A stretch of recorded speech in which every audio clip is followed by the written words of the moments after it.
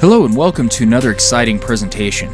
If you've gotten into a system or you have an idea that you'd like to get off the ground, you're undoubtedly employing your creative energies to figure out a way to make your idea and system work. I'd like to introduce you to a man that followed that same path, Kevin Harrington, who you might know from the show Shark Tank. He's often regarded as the creator of the infomercial. He's generated enormous income for himself and the creators of the products he helped promote over the years. He recently spoke at a MOBE event. Let's listen to some of his story. I'm here to learn about you guys. I'm here to give you some of my tips, and I've got a multiple step process of how I got to where I am today that I'm going to share with you. So it really started though, JT mentioned it, and he said 30 some years ago, here I was, a young entrepreneur. I turned my cable TV on, and I had just ordered cable television. I think most of you were born before 1984. This is 1984, but before cable came, I only had 5 channels. Everybody had ABC, CBS, NBC, Fox, and one PBS station. That was at least here. I know some of you are from international markets. How many are from the US versus, let me see the US hands. Okay, and then the rest from the international world. So when I first ordered cable, I got 30 channels. I went through all 30. I get to channel 30, and that's what I saw, test bars on the screen. And I was like, wait a minute, I'm paying for 30 channels, but channel 30 has no programming. So I called the cable company, and I said, what's going on? Channel 30, there's this a technical problem, or what's happening? And they said, no, we're sorry, the installer should have told you that we don't have enough programming for channel 30. I'm like, you don't have enough programming? You mean it's going to be blank? He said, no, what we've done is we've reserved channel 30. It's called a local access channel, and we've reserved it for local businesses and local entrepreneurs. And we are by contract supposed to give this to the local entrepreneurs for little or no money. And I'm like, what was that? Little or no money, channel 30, right? So like, yes, we have for high school football games, for local businesses, for local exposure. This is what we're reserving it for since we've just launched in this is Cincinnati, Ohio, where I was born. Since we just launched, we don't have anybody giving us any programming. So that's when the light bulb went off in my head. Now, I want to step back. As an entrepreneur, what I was doing at this particular moment, I owned a company called the Small Business Center that I started in 1980. And what I was a real estate and business broker, licensed broker. I sold real estate, but I specialized in the sale of small businesses.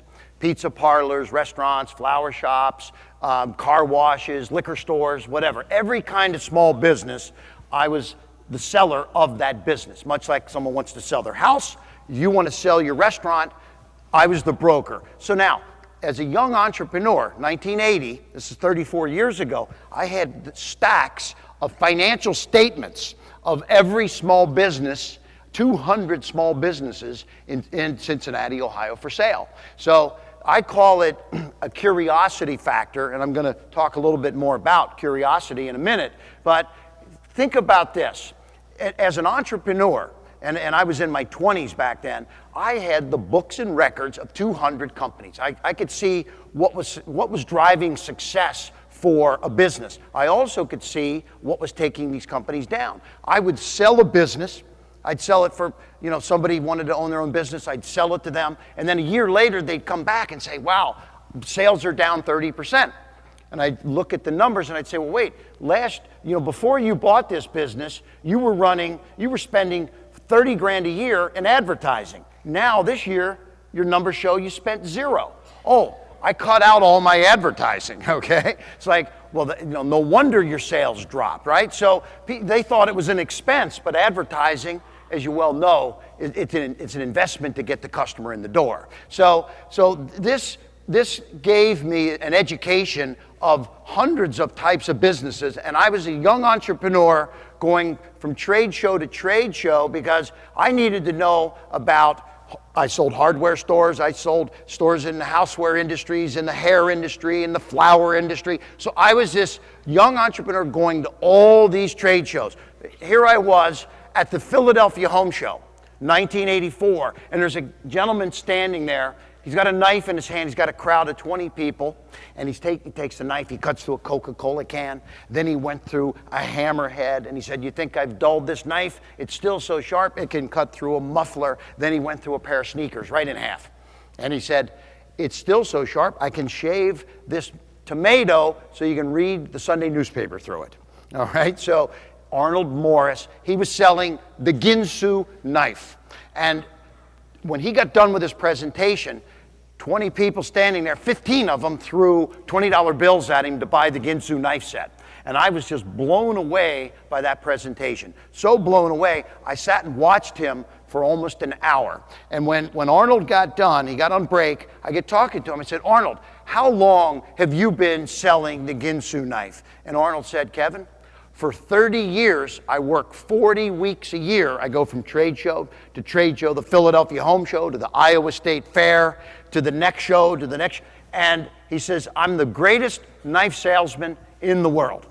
And I guess after 30 years, he should be, right? So Arnold was an amazing pitchman, but this is when the light bulb went off for me as an entrepreneur. I'm sitting there watching this presentation, and I said, what if you turned a camera on, captured that video, and put it on channel 30 where there's bars on the screen? And that's what I did. Now that you're diving into the entrepreneurship world, take advantage of every opportunity to utilize your creativity to fill a need in the marketplace. Kevin is such a great example of this. In addition, take advantage of all the training and experience of others who have gone before you. Mob has such a wealth of training tools and knowledgeable experts that could save you an extraordinary amount of time and money trying to figure out things on your own. Take some time to visit the link below and see how we can help you out. We'll talk to you soon.